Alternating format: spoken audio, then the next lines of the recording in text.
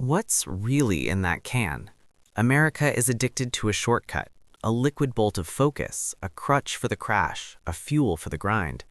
The global energy drink market is worth over $90 billion, and it's built on a promise of instant performance. But beneath the flashy marketing and extreme branding lies a potent pharmacologically active concoction. This isn't soda, this is a neurological and cardiovascular event in a can. Welcome back to Health Inside Anatomy and Science. I'm your name, and today we're performing a forensic analysis. We're going molecule by molecule through the anatomy of an energy drink, from the first sip to the last spike in your blood pressure. We'll uncover the precise mechanics of how it hijacks your brain and body, the documented risks that go far beyond a crash, and who is most vulnerable. This is the unvarnished science of the modern energy shot. Part 1. The Chemical Cocktail, a Pharmacological Breakdown. Let's strip away the marketing and look at the active formulary. This is a designed system of stimulants and modifiers. Caffeine, the primary agonist. This is the cornerstone. A standard 16-ounce energy drink contains 70 milligrams to 300 milligrams plus of caffeine. Compare that to a 12-ounce Coke, around 34 milligrams, or even an 8-ounce coffee, around 95 milligrams. But it's not just the dose, it's the delivery. Liquid caffeine hits the bloodstream faster than coffee, creating a sharper, more acute spike. In the brain, caffeine is an adenosine antagonist. It blocks adenosine receptors, the neurotransmitters that make you feel tired. This blockade also triggers a cascade, releasing other neurotransmitters like dopamine, pleasure, motivation, and norepinephrine, alertness, arousal. Taurine, the mysterious modulator. This amino acid is touted for everything from improving athletic performance to mitigating caffeine side effects. The truth is more complex. Taurine acts as a neuromodulator and osmoregulator. It may have a calming effect on the nervous system, potentially taking the sharpest edge off the caffeine. However, the synergistic effect of high-dose taurine with high-dose caffeine is not fully understood, especially in the cardiovascular context. It's not an energy source, it's a cellular regulator in a highly stimulated environment. Guarana and green tea extract, the stealth caffeine. This is critical. A label might say 200 milligrams of caffeine, but if it also contains guarana extract, the total caffeine content can be significantly higher.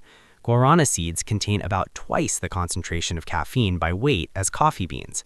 It's a source of additional, often undisclosed caffeine, making the total stimulant load a dangerous unknown for the consumer. The sugar tsunami, or the artificial substitute. A standard 16-ounce can contain 54 to 62 grams of sugar.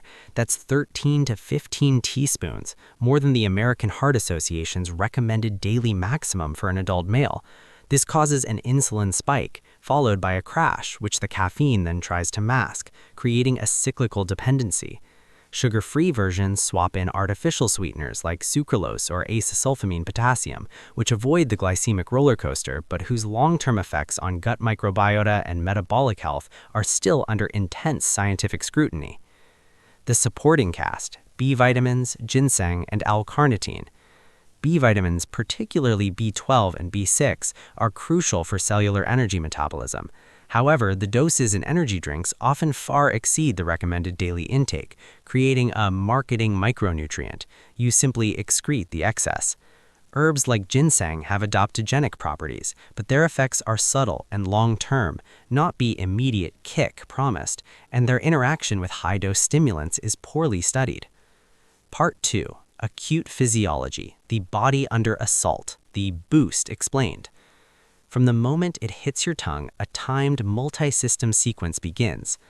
Minute 0 to 10, rapid absorption. The liquid matrix bypasses digestion. Caffeine, sugar, and taurine begin entering the bloodstream via the stomach and small intestine. Minute 10 to 45, the neurocardio spike. Blood levels peak. In the brain, adenosine blockade is now widespread. Dopamine and norepinephrine flood synapses. You feel focused, euphoric, and alert. Simultaneously, in the cardiovascular system, norepinephrine increases heart rate, tachycardia, constricts blood vessels, vasoconstriction, and elevates blood pressure.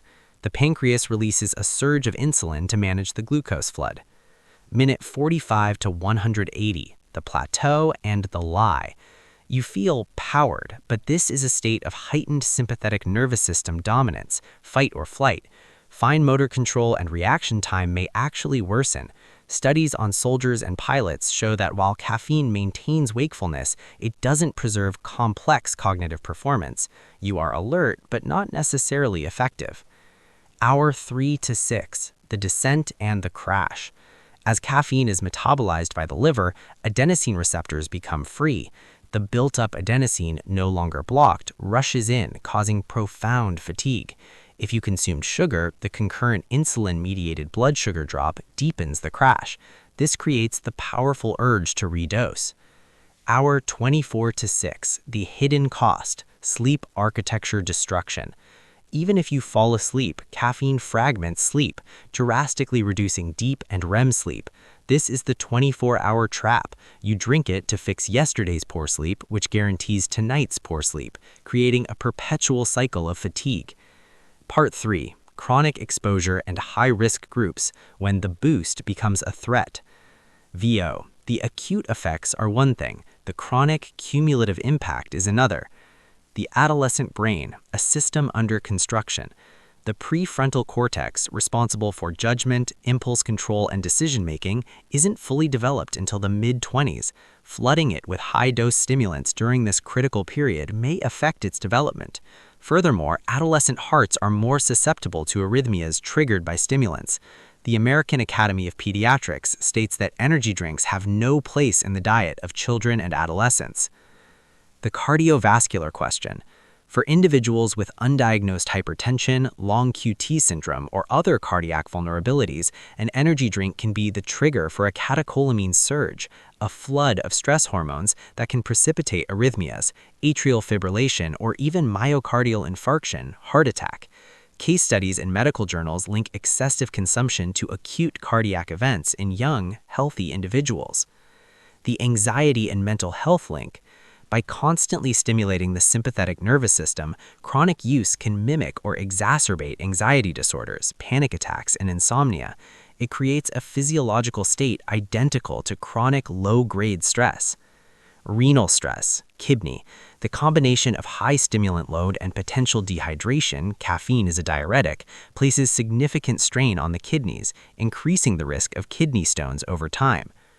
Part 4. The regulatory gray zone and the marketing machine.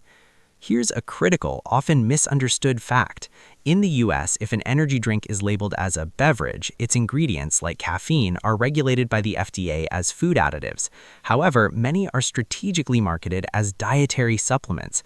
This moves them into a different, far less stringent regulatory category under the DSHEA Act of 1994.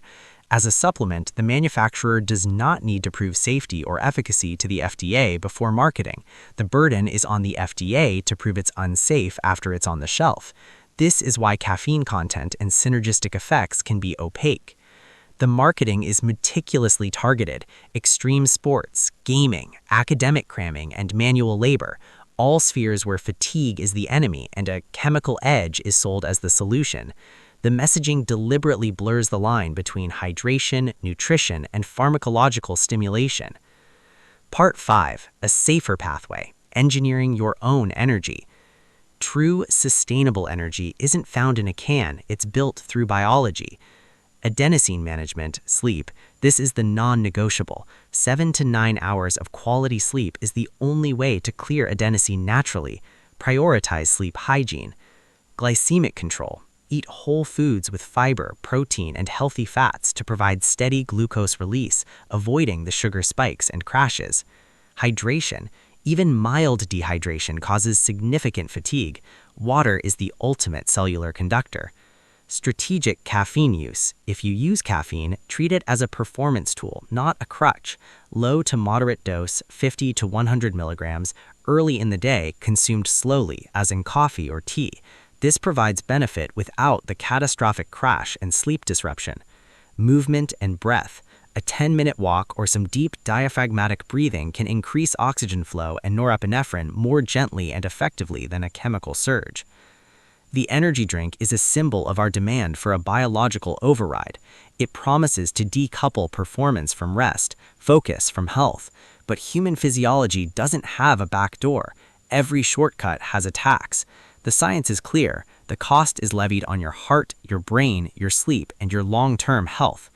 If this deep dive into the anatomy of your energy drink made you reconsider that next can, give this video a thumbs up. It tells YouTube this is critical health education. Share it with a parent, a student, or a colleague who lives on these drinks. Subscribe to Health Inside Anatomy and Science and hit the bell. We deconstruct the science behind what you consume so you can make informed decisions about your most valuable asset, your biology. Stay alert, stay informed, and build your energy from within.